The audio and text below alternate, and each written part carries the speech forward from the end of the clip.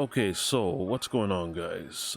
Just finished watching the movie Prey, and after all is said and done, I think the main question that has to be asked is, did they manage to deliver in this case? And that's majority of what people are wondering, because this is what number five on the list. All right, we have Predator, we have Predator 2, we have Predators, the Predator, and obviously now we come with this one that was released on Hulu, referred to as Prey. So, the big question, how does this movie rank up? Not in light of number one. I don't think it's fair to compare anything to number one. I've seen some people actually making that comparison to the first one. Let's just get this out the way right now. Nothing compares to the first Predator. That movie is Predator perfection. Hunts for sport. He's killing us one at a time. We're all gonna die.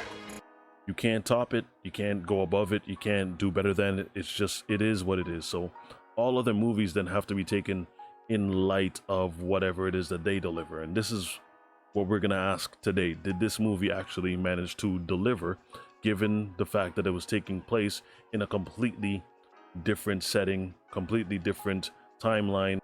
Because I know that when everybody starts talking about Predator, we always hold it up to that first one, and in some cases the second one. And while I enjoy the second one, I think that this one still holds its own, right?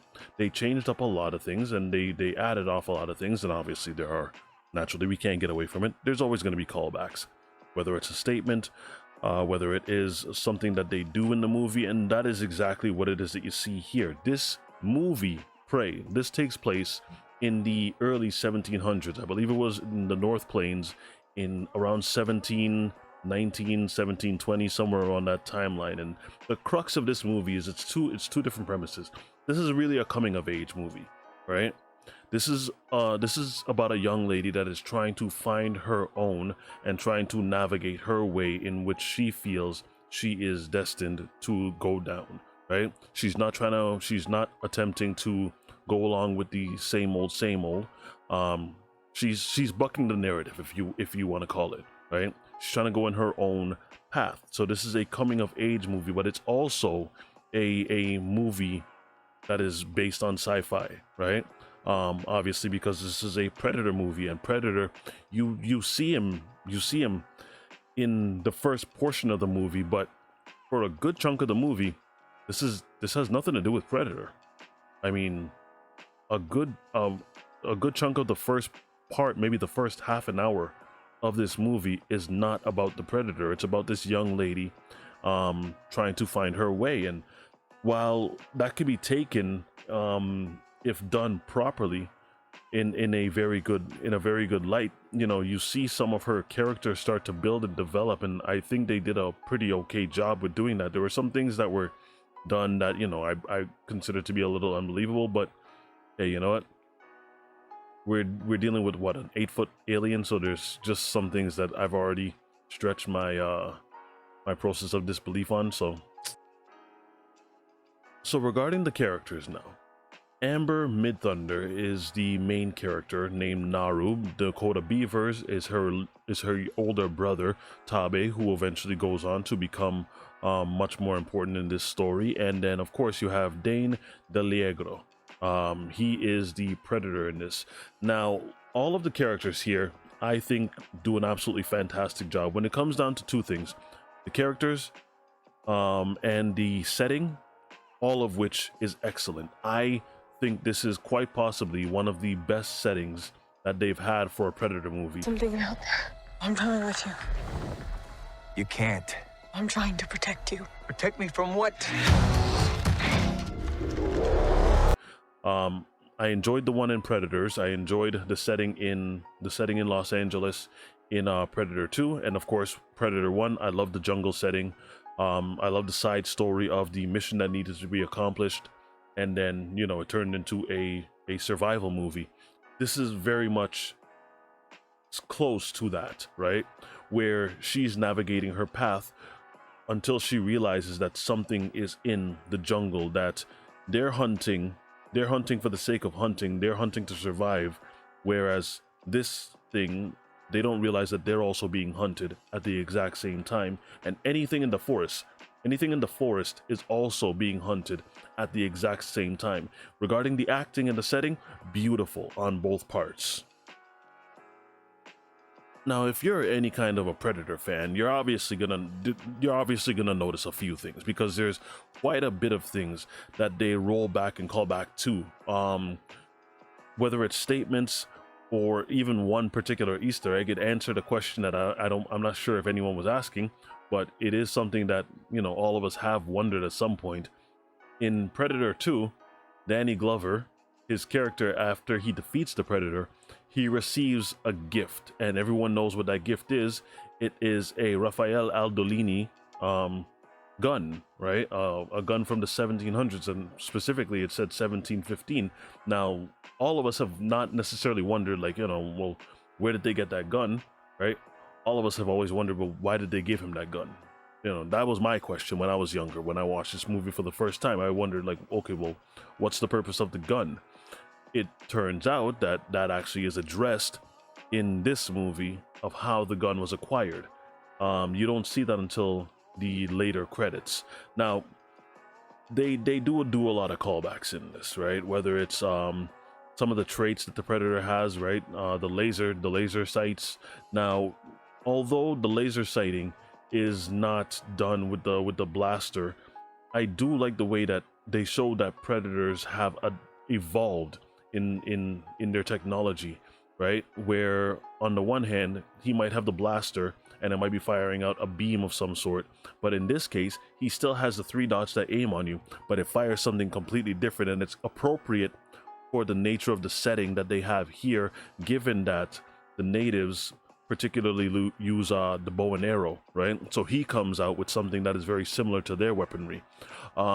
There's scenes like the famous one in Predator 1 where their body heat is masked, and is masked in such a way from Predator 1 where Arnold is crawling in the mud and therefore Predator can't see him. They got a scene like that in this movie, and if you've seen that first one, you know, everyone recognizes where that scene comes from.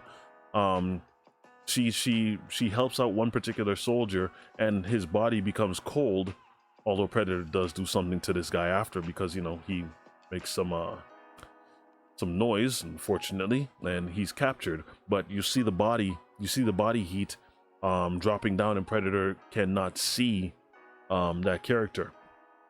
Other things like other things they say, like you know, if we bleed, we can kill it. If he bleeds, or if it bleeds, we can kill it. That's another callback to something that Arnold had said. The of course the pistol, and then, you know, her saying one particular line that kind of just Do it! Do it! Come on! Come on! Kill me! I'm here! Kill me! one particular line when she's having her final conflict with the Predator at the end of the movie.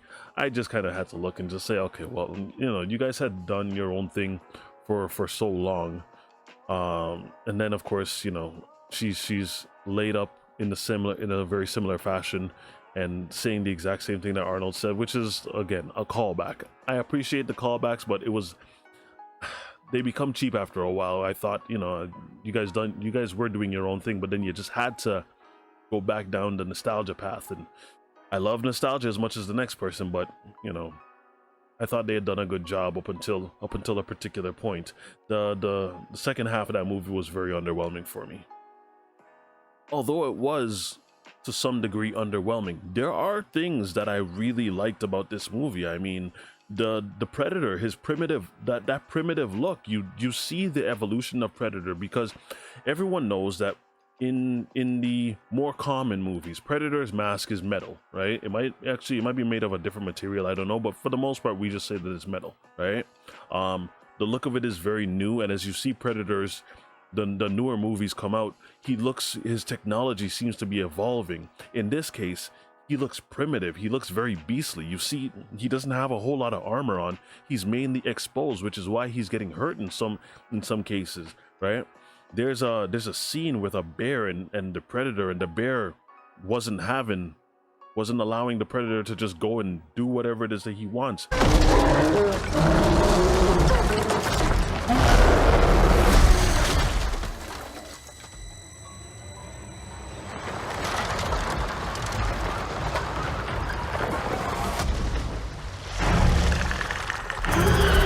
His method of killing is very melee's it's a very melee based style, right? He's ridiculously strong, but this predator is a bully. This predator is he's just picking fights with every little thing. I mean, creatures that aren't even posing a threat to him, he's staring down as if he wants to just kill everything that moves and walks and could potentially become some form of a predator in that particular area. It's not just humans. He's picking fights with wolves, and he's picking fights with snakes, and he's picking fights with bears, and at one point I even thought he was going to pick a fight with a rabbit. I was so surprised. But this predator, he's very primitive, and it suits the style of the nature of this setting. Speaking of the setting is absolutely wonderful. It's amazing how they filmed this movie, and the camera work that went into this, absolutely amazing. The shots that went into this, and the angles and everything, right? The use of the forestry, and the use of lighting, and the use of darkness. With most movies that have some type of science fiction based character, they try to hide it in the dark. And while there are scenes like that, in this case, the majority of the movie is actually in the light, which I appreciate. The majority of the times that you see the predator, he's in the light. So they weren't trying to hide this, and for good reason, because he looks excellent, right? This is actually one of my, if I have to put it out there, this is probably one of my favorite looking predators.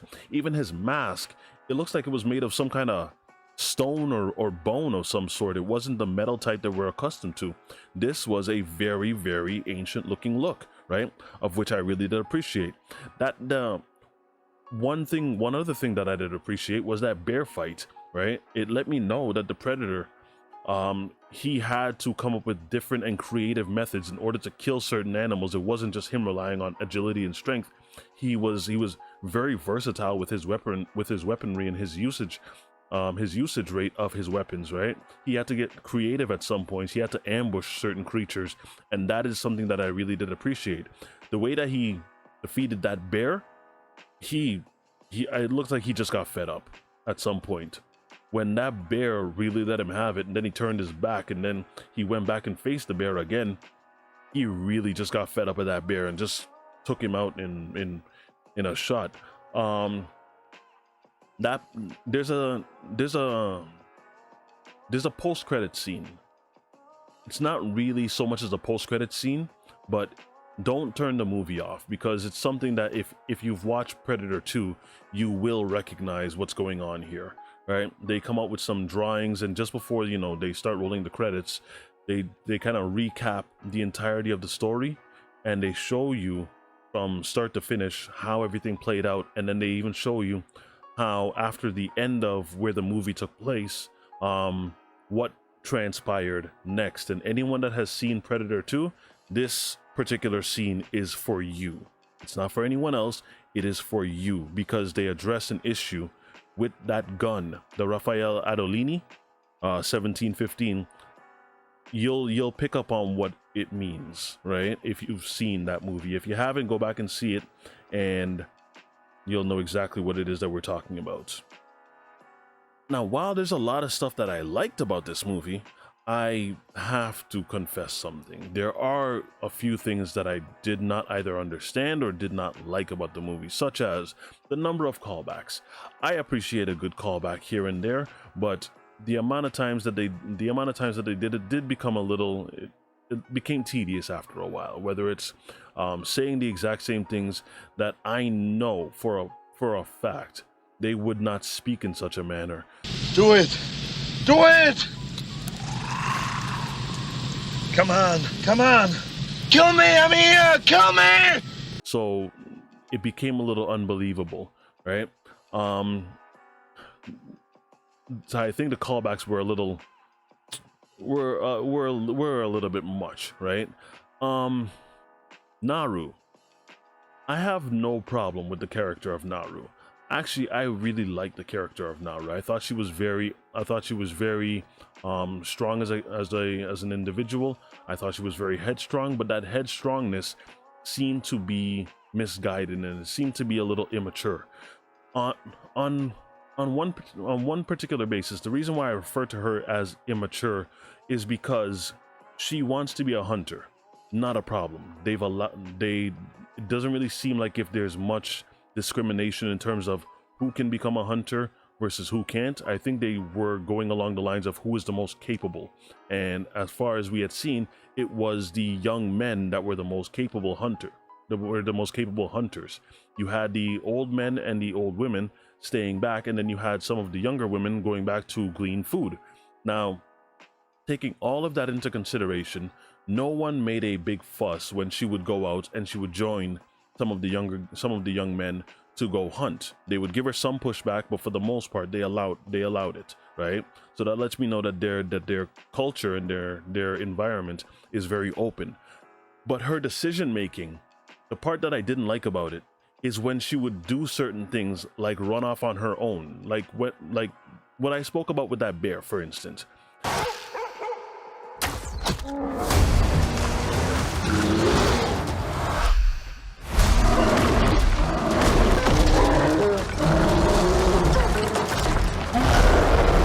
That bear only became aware of enemies surrounding it because Naru was present. She went to go hunt the bear on her own. The reason why I say that this is immature and could potentially put herself and others at risk is because if she's out on her own and she gets into trouble, people then have to come and rescue you. When you saw the group of young men, what they did was they would go and they would hunt as a unit. They would hunt as a group, and that is everyone knows that this is something that you do. You don't go out into the wild by yourself. Whenever you saw the young men, they were always together, whether it was 5 of them, whether it was 6 of them, and even if it was 1 and 2, they were still together. They always had someone there that would be able to back them up if they ran into a problem that they couldn't handle on their own. Her neglecting that rule and choosing to go out on herself, I just say is very immature. She could get herself hurt. She trying to be the Lone Ranger is not something that's called for if you want the group to survive. You can't think as an individual, you have to think as a unit, and this is something that I say it dropped her character down for me, because you're putting others at risk, not just yourself. Another thing that I really did not understand or like very much in this, the Frenchmen. These Frenchmen just seem to be in this area just for the sake of fodder for the most part. This is killing fodder. They were over evil just for the sake of being over evil, for the sake of being over evil.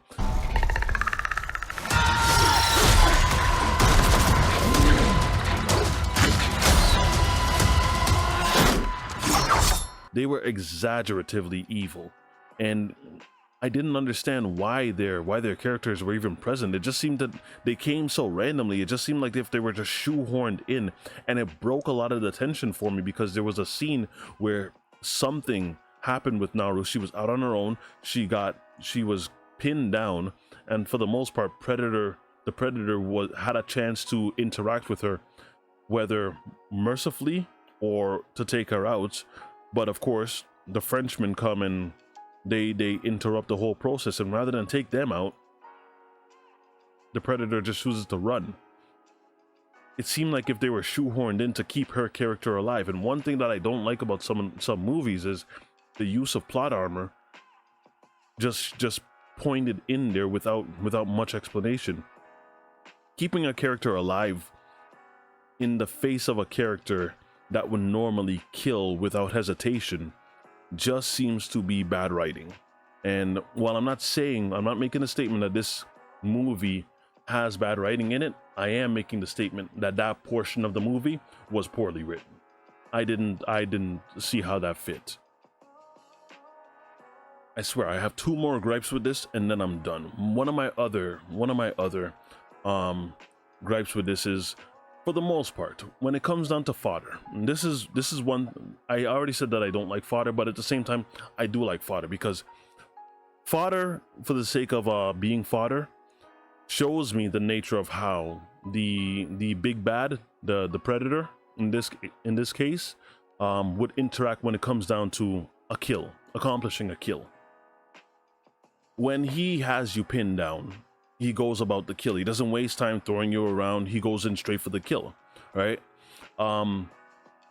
We've seen this, especially in one particular scene where he's roaming through the forest, and this has to be at least 20 to 30 guys. I mean, Frenchmen just keep on popping up out of nowhere, whereas at one point it only looked like a handful of them, or maybe a dozen at the most anyway. But, you know, there's about 20 to 30 of them, and he runs through every single one of them. No hesitation, goes in for the kill. Even when it came down to some of the natives, he went in straight for the kill, didn't toss anyone around, he didn't throw anyone around, he went in straight for the kill.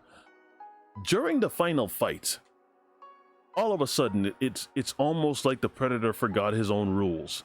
It became a wrestling match at that point, where it's now a one-on-one to see who can pull off their finishing move first, and she gets the better of him, obviously, because she's the main character. You expect her character to survive, but she almost walks out without a single scrape on her. No limbs lost, nothing of the sort. No real scratches or bruises or, you know, cuts, deep cuts. She wasn't pierced with anything, nothing along those lines, right? For the most part, she held her own against the Predator, but there were many times and many opportunities that he had to either run his claws through her neck or run his spear through her body, or, you know, take her head off or something along those lines. And for whatever reason, he's just seen throwing her around. It's like he forgot his own rules. That is something that I don't like. So for me, the fight at the end was probably the most underwhelming portion of the movie, whereas everything leading to that point, the tension, everything, I loved it. I love the scene. I love the scenery. I love the setting. I love how everything came together, and I love how Predator was hunting, and I love how they didn't show very much of him. I appreciated that. But when it came down to that last scene, it's like he lost his way. It's really like he lost his way, like he forgot his own rules, and that is something that movies like this continue to do. Even when it came down to him fighting Arnold, he was legitimately trying to go in for the kill. He wasn't just trying to waste time.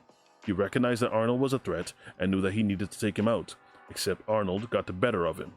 Therefore, what did he do? He blew himself up. This, it just seems to be something that they do all of the time. And then, of course, my last little gripe before we conclude this video, and then I provide a rating. After she defeats the Predator, she brings the head back to the higher ups. Now, her brother was named the chief, probably because more than likely because he had a record of accomplishments. He's shown and proven that he is the strongest in the village, and therefore he should be the one to lead the charge, because he is the most accomplished, right? You could see this in his fighting techniques, his style, the fact that he has to clean up a lot of messes that were done. He has to make very wise decisions. A thing I don't really understand, and a question that I have to ask, this is a genuine question. Did all of the young men die in this movie? Because I scoped it out, and I've watched this now twice, and after seeing this, I don't see any more young men. I saw a bunch of females and some older men, and while all of them might be capable in their own rights, I have to ask the question: did all of the young men die? And how is it that Naru, after one, albeit very large kill, very, very large kill, is made the chief after one kill? She didn't take out the bear. The Predator did that. She didn't take out the lion. The Predator, no, her brother did that. She didn't take out the wolf. The Predator did that. She didn't even take out the snake. The Predator did that as well, right? When she went in to hunt, she was brought back by her brother, who had to carry her back to the village and then go hunt the lion that was causing trouble, that was responsible for killing one of the young men. She got herself into trouble with the bear, and then the predator had to rescue her, and then her brother and the other young men had to come to her rescue at that point. She got herself captured, which resulted in her brother being captured. While albeit she's very, very good with an axe. Survive. There's a scene in there where she's training and she's practicing, and you could tell that she's practiced this all the time, where she's throwing the axe to one side, bringing it back, and then throwing it to another side, just practicing her aim. And you could tell she's very proficient when it came down to weaponry. When she went down to hunt the bear, though, she makes the mistake of her bow and arrow. The string comes undone. These are things that you practice in advance to make sure that you're ready at all times, because her mistake could have gotten her dog killed. Her mistake could have gotten her and her dog killed because she didn't check the bow to make sure that everything was sturdy. Something of which they continuously told her, make sure that you are ready. You don't have time to make mistakes when it comes down to the kill. You have to get yourself ready right then and there, or you should be ready right then and there, and you should have done all these things in preparation beforehand. It seems that there was a huge lack of preparation, which almost got her taken out. So I don't understand how she was named the chieftain by just bringing the predator's head to the higher ups. That just didn't make any sense to me, right? Those are my gripes. And although I do have gripes, I absolutely love the direction that this movie went in. The setting, set in the 1700s, Naru, brother, absolutely love the direction. And if I had to give this movie any kind of a rating, I would give this movie a solid 8 out of 10. I did rank the first Predator movie higher than that, but this movie, very solid, even if it's just on its own. It had a couple of callbacks, and for those little drawbacks that I found, right, those are my main reasons for bringing the score down just a little bit. Just some of those really brought the score down for me, but for the most part, this is a solid 8 out of 10. This is possibly one of, if not the best Predator movies in modern time, right? So let me see. If I had to put an order to anything, I would say Predator number 1. I would probably put this at number 2. Predator 2 at number 3. Predators at number 4 for me, and then of course The Predator at number 5. This I think is the second best movie in the Predator series, all together. Right? I really did enjoy myself. I tried to keep this as spoiler free as I could. Obviously, there are some things that I had to spoil, but let me know what you guys think. If you've seen this movie, if you think my ranking was a little off, if you have any problems with anything that I said, by all means, place it into the comment section, and I will address it accordingly. But for now, that's all that I have. I probably will end up watching this again just because I did enjoy it for the most part. I love the way that the Predator looked, and I think they did a very good job. And who knows, maybe we may get more movies like this. I wouldn't mind seeing Predator in medieval times. Just putting it out there. Let me know what you guys think, and I will see you again for the next one. See ya.